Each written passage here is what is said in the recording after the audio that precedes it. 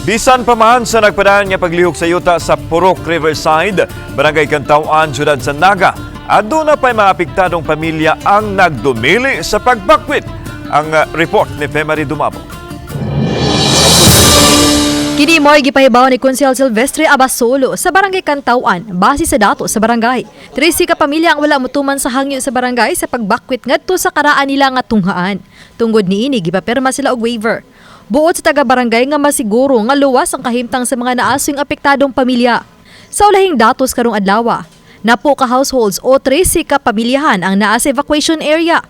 Laing 29 ka pamilya ang mitipon sa ilang paryente o nangabang og laing panimay. Ang kuan nila kung mahuman na nagtrabaho di ang kuan ma'am, kung pwede sila makapabalik sa ilang kuan, mubalik sila.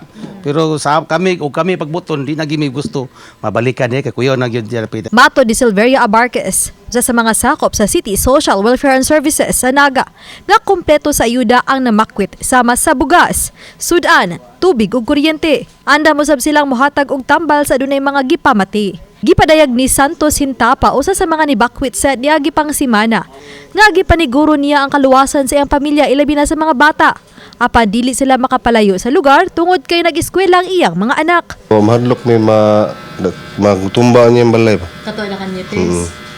Dagham ko bata. Di padung sa inyo. Ako lang libre akong bata. Pero si Gina Tapinit, usa sa mga residente nga wala mi bakwit, mi pasabot nga kaybaw sila nga mulihok ang yuta apan lisod nga mabiyaan ang ilang binuhing hayupan ug butang nga posibleng kawaton.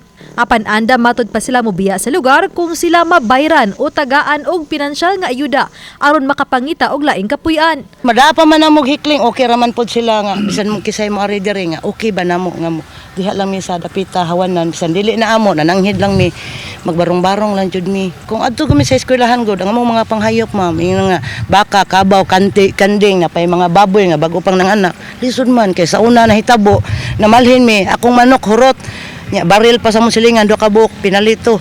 Pag-uli na mo, wala na. Samtang nadawa sa City of Naga, LGU, ang threat advisory o pagpahinumdum gikan sa buhatan sa MGB-7. Base sa gipagawas nga findings o recommendation, Mayo pa karon tuiga, usa ang preemptive evacuation sa Ipaygayon. Mato di Kapitan Cristina Ababa nga gitawgan siya sa abogado sa kontraktor sa Metro Cebu Expressway, kauban sa taga Department of Public Works and Highways. Nga ni pasalig ang kontraktor nga mohatag og partial nga ayuda nga tag 30,000 pesos sa 52 ka household. Human niini gikatakdang musuri ang taga DPWH sa mga apektadong balay aron sa pag-assess pila ang kinatibuk ang ibayad matag panimay.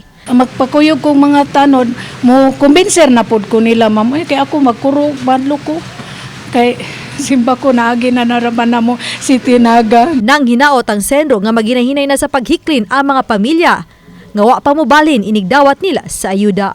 Maayo unta nga makita na ni DPWH nga ang ilang mahatag nga financial assistance sa aning mga pamilyaha up to the point nga maka-advise na sila nga it's safer to go back to your homes. Uban ni Godfrey Rilien, Femari Dumabok. Balitang Bisdak.